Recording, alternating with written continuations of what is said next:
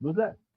অতএব আমার মনে হয় আমি জিন্দাকে যতটুকু জানি তিনি নিজেও কোনোদিন জাতির পিতা হিসেবে খেতাব নিতে রাজি হতেন। জি স্যার। স্যার আমাদের অনেকগুলো খুব গুরুত্বপূর্ণ কোশ্চেন আছে যে কোশ্চেনগুলো মানুষ অনেক এই 50 বছর অপেক্ষা করছিল। আমরা দ্রুত কোশ্চেনে যাই। পরের কোশ্চেনটা স্যার আ মানে ইয়েস নো স্যার মানে ২ ইয়েতে মানে জবাব আমার দর্শকরা আর তোমার দর্শকরা আপনার দর্শক স্যার। তোমার দর্শক আমি আমার দর্শক বলবো না যে তোমার দর্শক আই এম প্রিভিলেজ তুমি আমাকে আমার সাথে কথা বলছো এবং তোমার মাধ্যমে তারা আমাকে দেখছেন। আমি বলবো যে আমি দর্শকদের সোজা কথা বলতে চাই যে আমি ব্যক্তিগতভাবে জাতির পিতা, জাতির ভগ্নী, জাতির জামাই এই সমস্ত কিছু বিশ্বাস করি। আমরাও করি না স্যার। বাংলাদেশের মানুষ কেউই করে না এটা। যাদের বোধগম্য থাকা উচিত, জাতির পিতা যদি বলতেই হয় তাহলে বিশ্ব মানবতার পিতা হচ্ছে আদম আলাইহিস সালাম। এটা কেউ অস্বীকার করতে পারে? তা আমার কথা হচ্ছে তোমরা উন্নত দেশগুলি থেকে তোমরা গণতন্ত্র শিখে আসো, তারপরে মানব অধিকার শিখে আসো। এগুলি কি নতুন করে শেখার কিছু আছে? আমাদের কোরআনের মধ্যে এই সমস্ত নাই? তারপরে বিভিন্ন ধর্মগ্রন্থ থেকে এগুলি নেই? তারপরে ওই সমস্ত দেশে কেন জাতির পিতা থাকে না? ওইখানে কেন জাতির মাথা থাকে না? আমাদের এখানে কেন থাকতে হবে? ইন্ডিয়াতে কে জাতির পিতা? হু ইজ জাতির পিতা অফ ইন্ডিয়া? বলো তুমি আমাকে। দেয়ার ইজ নো জাতির পিতা। হু ইজ জাতির পিতা? কোন সভ্য দেশে জাতির পিতা বলে কোনো জিনিস নাই।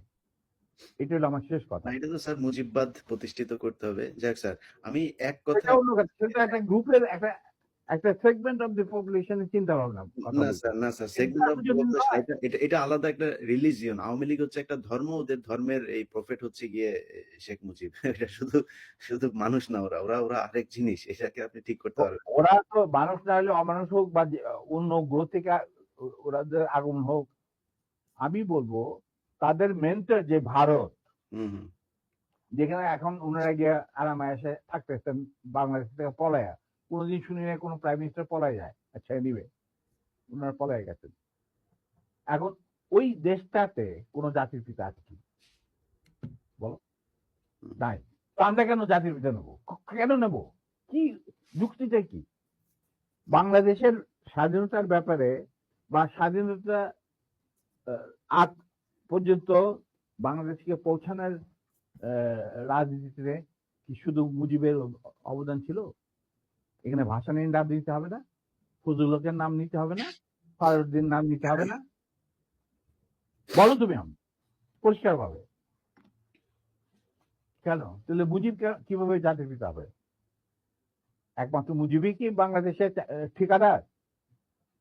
না, আমি সেটা মনে করি না।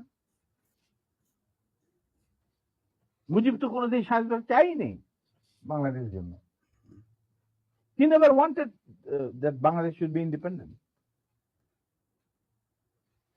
আগরতলা ষড়যন্ত্র মামলা টামলা এই সমস্ত আবল তাবল কথা বলে কিচ্ছা বলে।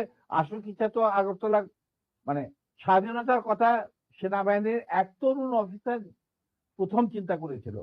তিনি ছিলেন flight commander flight sorry commander Wajem Hossain, Pakistan নেভির চৌকুশ অফিসার। জি। স্যার অনেক অনেক গুরুত্বপূর্ণ কথা আছে যেগুলো মানুষ শুনতে চায়, সেখানে যাই।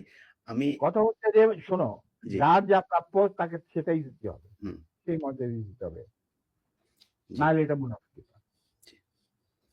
না সোজা আমি কথা। আমি আপনার কাছ থেকে আমি ধারণা করছিলাম যে আপনি হয়তো শেখ মুজিব সম্পর্কে অনেক বাজেভাবে কথা বলবেন। কিন্তু আমি আপনার রেসপেক্ট এবং শালীনতা দেখে খুবই অভিভূত যে আপনি যথেষ্ট সম্মান নিয়ে আওয়ামী লীগের শেখা উচিত যে মেজর ডালিম সম্পর্কে তারা যা শুনেছে এতদিন, সেই মেজর ডালিম একবারও শেখ মুজিব সম্পর্কে বাজে কোনো ভাষা বলে নাই বা তাকে নিয়ে কটাক্ষ করে কোনো কথা বলে নাই। যাই হোক, তো আমরাও স্যার এটাই বলে আসছি যে আমরা কাউকে অসম্মান করতে চাই না। ইভেন আরেকটা কথা শুনতে, জি, এই কথাটা যখন তুমি বললেই তাহলে আমার বইতে পরিষ্কার লেখা আছে মুজিব পরিবারের সাথে আমার কি সম্পর্ক ছিল।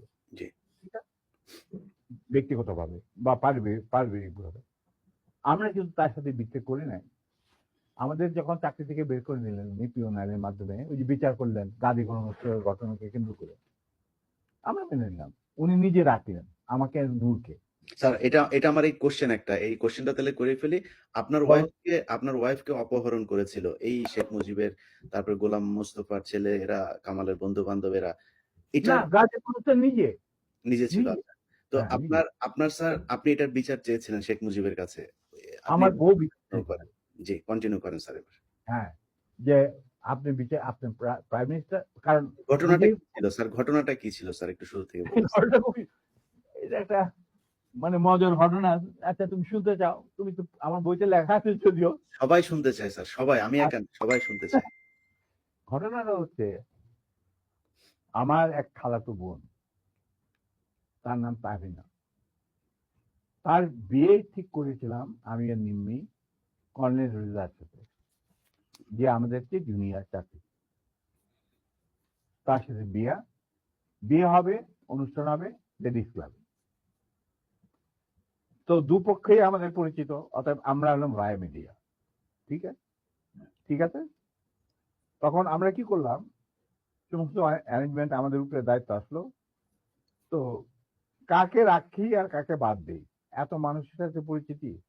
তো আমরা যাই হোক বেশ ভালোই, প্রায় 2-3 হাজার লোকের মতো লোক ইনভাইট করা হলো দুই তরফে। চলছে বিয়ের আসর। তখন আমার একমাত্র শালা, যার নাম বাপ্পি, ও ম্যাকগিল ইউনিভার্সিটিতে পড়তো, ওখান থেকে ছুটিতে আসছে দেশে। He was also present in the ceremony.